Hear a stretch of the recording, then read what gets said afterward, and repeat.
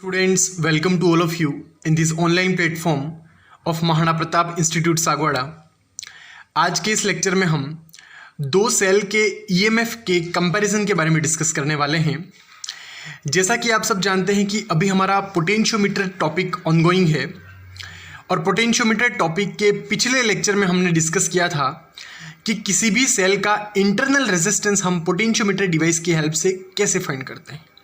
How to find the internal resistance of any cell with the help of potentiometer device, and this topic was discussed in our earlier lecture.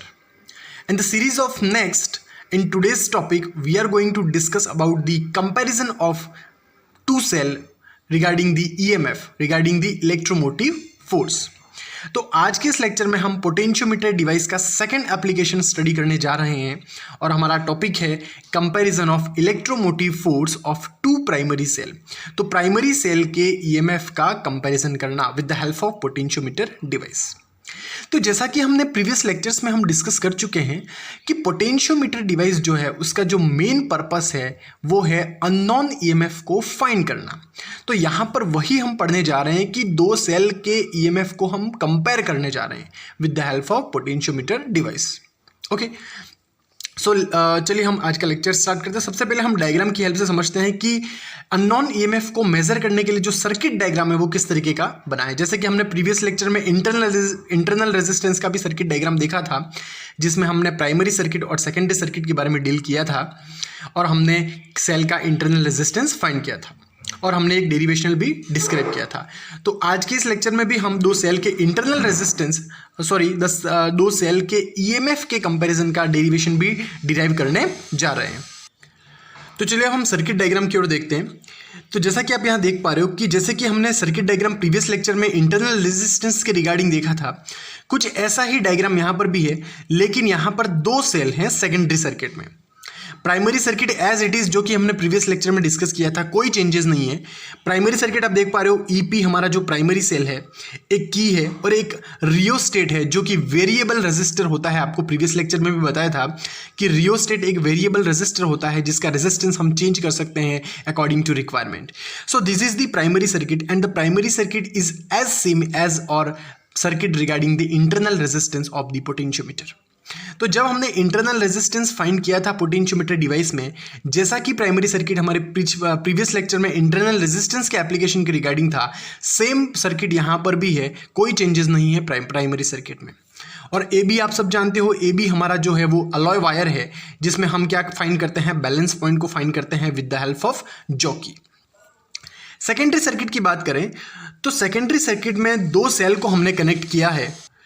तो जैसा कि आप देख पा रहे हो कि सेकेंडरी सर्किट में हमने दो सेल को कनेक्ट किया है, क्योंकि हमारा जो टॉपिक है वो क्या है कि दो सेल का ईएमएफ को कंपेयर करना, to compare the EMF electromotive force of the two primary cell, and that's why we connect the two cell in the secondary circuit.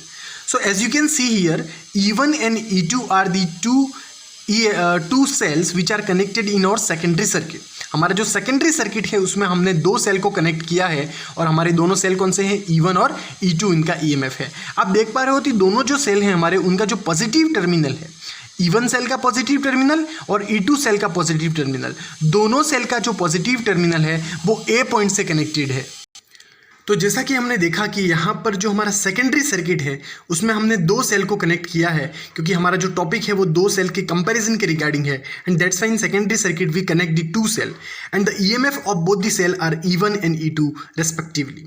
तो यहाँ पर दोनों जो सेल हैं उनका आप देख पा रहे हो कि दोनों सेल का जो पॉजिटिव टर्मिनल है वो ए एंड से कनेक्टेड है। So this is all about the circuit of the potentiometer when we are going to find the when we are going to compare the EMF of the two primary cell। और जैसा कि हमारा previous lecture था जिसमें हमने internal resistance के regarding जो circuit बनाया था, एज इट इज सेम हमने यहाँ पर भी गैल्वेनोमीटर यूज़ किया है। और आप सबको पता है कि गैल्वेनोमीटर यहाँ पर पोटेंशियोमीटर डिवाइस में नल डिफ्लेक्शन को फाइंड करने के लिए यूज़ होगा, जिसमें कि पोटेंशियोमीटर की गैल्वेनोमीटर की हेल्प से हम फाइंड करेंगे बैलेंस पॉइंट। जब गैल्वेनोमीटर में कोई भी डिफ्लेक्शन नहीं होगा, जब गैल्वेनोमीटर में जो निडल है वो जीरो पर आ जाएगी, उस कंडीशन में हम मानेंगे कि हमारा बैलेंस पॉइंट हमें मिल चुका है। और जॉकी की हेल्प से हम क्या करेंगे, इस वायर ए से लगाकर बी तक हम उसको मूव करवाएंगे। ओके, अब हम देखते हैं इसकी वर्किंग के बारे में कि हम किस प्रकार से ये सर्किट पूरा वर्क करता है। ओके, तो फर्स्ट स्टेप में हम क्या करने वाले हैं कि फर्स्ट स्टेप में हम यहाँ पे जो सेकंड पॉइंट है उसको कनेक्ट कर देंगे 1 से, मीन्स हम सेल E1 को इस सर्किट में इंट्रोड्यूस कर देंगे। आप इसको वर्किंग में राइट डाउन भी कर सकते हैं। In first step we introduce the cell E1 to the circuit by connecting point 1 and 2। हम पॉइंट 1 और 2 को कनेक्ट कर देंगे और सेल E1 को इंट्रोड्यूस कर देंगे सर्किट के अंदर। So you have to write like that, connect the point 1 and 2 or the connect the terminal 1 and 2 and introduce the cell E1 to the circuit। Okay, तो जैसे ही हम पॉइंट 1 और 2 को कनेक्ट कर देंगे हमारा सेल जो E1 है वो सर्किट में इंट्रोड्यूस हो जाएगा। अब सर्किट में इंट्रोड्यूस होने के बाद हम क्या करेंगे कि जॉकी की हेल्प से हम पॉइंट A से लगाकर पॉइंट B की तरफ हम मूव करते जाएंगे। जॉकी की हेल्प से हम पॉइंट A से लगाकर पॉइंट B की तरफ मूव करते जाएंगे और हमें एक पॉइंट ऐसा मिलेगा जिस पर्टिकुलर पॉइंट पर हमें गैल्वेनोमीटर में जो निडल है वो 0 पर आ जाएगा। मीन्स गैल्वेनोमीटर में जो निडल है वो 0 पर आ जाएगा और उसमें कोई भी डिफ्लेक्शन नहीं होगा। उस पर्टिकुलर पॉइंट को हम मानेंगे बैलेंस पॉइंट। उस पर्टिकुलर पॉइंट को हम क्या मानेंगे? Balance point. तो करना क्या है, फर्स्ट स्टेप में हमें टर्मिनल 1 और टर्मिनल 2 को कनेक्ट कर देना है और इन दोनों को कनेक्ट कर देंगे तो हमारा जो E1 सेल है वो सर्किट में इंट्रोड्यूस हो जाएगा। और E1 सेल इंट्रोड्यूस हो जाएगा, फिर हम यहाँ पे जॉकी की हेल्प से पॉइंट A से लगाकर मूव करते जाएंगे और एक पर्टिकुलर पॉइंट मिलेगा जिस पॉइंट पर हमें क्या होगा, गैल्वेनोमीटर में कोई भी डिफ्लेक्शन नहीं होगा। गैल्वेनोमीटर में जो निडल है वो 0 पर आ जाएगी। उस पर्टिकुलर पॉइंट को हम मानेंगे बैलेंस पॉइंट। और लेट अस कंसीडर कर लो कि हमारी जो बैलेंस लेंथ मिली वो हमें मिली L1 लेंथ पर हमें बैलेंस पॉइंट मिला। तो उस कंडीशन में हमारा E1 EMF क्या हो जाएगा? E1 इक्वल्स टू हो जाएगा हमारा XL1, क्योंकि हमने प्रीवियस लेक्चर में पढ़ा था कि potential gradient is equals to voltage drop per unit length, X equal to V upon L, and here V equals to what? EMF E1 and L equals to what? L1, and that's why E1 equals to XL1, है ना। Previous lecture में पढ़ा potential drop per unit length is known as potential gradient. So here V equals to E1, EMF is E1 and L equals to L1. L1 is our balancing length and that's why E1 equals to XL1. This is our first equation. Okay, अब हम क्या करेंगे second step में? This is our first step. In second step, now we connect the point 2 and point 3. The terminal 2 and terminal 3. अब हम terminal 2 और terminal 3 को connect कर देंगे। ओके, तो जैसे ही हम टर्मिनल 2 और टर्मिनल 3 को कनेक्ट करेंगे तो हमारा जो E2 सेल है वो सर्किट में इंट्रोड्यूस हो जाएगा। तो जैसा कि हमने कहा कि जैसे ही हम टर्मिनल 2 और टर्मिनल 3 को कनेक्ट कर देंगे तो सेल E2 सर्किट में इंट्रोड्यूस हो जाएगा, है ना। अब सेल हमारा E2 सर्किट में इंट्रोड्यूस हो जाएगा और सेम प्रोसेस हम फॉलो करेंगे। अब फिर से हम जॉकी की हेल्प से पॉइंट A से लगाकर पॉइंट B की तरफ बढ़ते जाएंगे और जॉकी को मूव करवाते जाएंगे इस पर्टिकुलर वायर पर। तो फिर से हमें एक पर्टिकुलर पॉइंट ऐसा मिलेगा जिस पॉइंट पर हमें गैल्वेनोमीटर में कोई भी डिफ्लेक्शन नहीं मिलेगा। मीन्स गैल्वेनोमीटर का जो निडल है वो 0 पर आ जाएगा। उस पॉइंट को हम मानेंगे बैलेंसिंग लेंथ सेकेंड।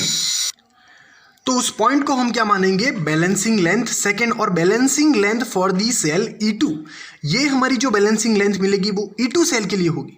और सपोज कर लो हमें जो बैलेंसिंग लेंथ मिली वो L2 है। तो उस कंडीशन में जैसे कि हमने समीकरण फर्स्ट में लिखा, इक्वेशन फर्स्ट में, उसी अकॉर्डिंग हम इक्वेशन सेकेंड में लिख सकते हैं E2 equal to XL2 and this is our equation second. Now हम इक्वेशन फर्स्ट और सेकेंड से कुछ इस तरीके से लिख सकते हैं। हम इक्वेशन फर्स्ट में सेकंड को डिवाइड कर रहे हैं। सो क्या मिलेगा हमें? E2 upon E1 equals to XL1 divided by XL2। तो यहाँ से राइट हैंड साइड में आप देख पा रहे हो X से X कैंसिल हो जाएगा तो हमें आंसर मिलेगा E1 upon E2 equals to L1 अपॉन L2। Okay, and this is our final expression and this is the comparison between the two cell. यहाँ पर E1 क्या है? The EMF of the primary cell, E2 is the EMF of the secondary cell, L1 is the balancing length in the case of E1 cell and L2 is the balancing length in the case of E2 cell. Okay, so with the help of this expression we can find the EMF of any one cell if we have the three non quantities. अगर हमें इन चारों quantities में से कोई भी 3 quantities पता है, in that case we can easily find the fourth one. Okay, so this is all about the comparison between the two primary cell of the potentiometer device. If you feel any kind of doubt regarding this whole lecture, you can comment in our doubt section and your doubt will be definitely solved in our next lecture. Also, I will provide one animational video regarding the practical application of the comparison of the two primary cells so you can easily understand the whole lecture. Thank you.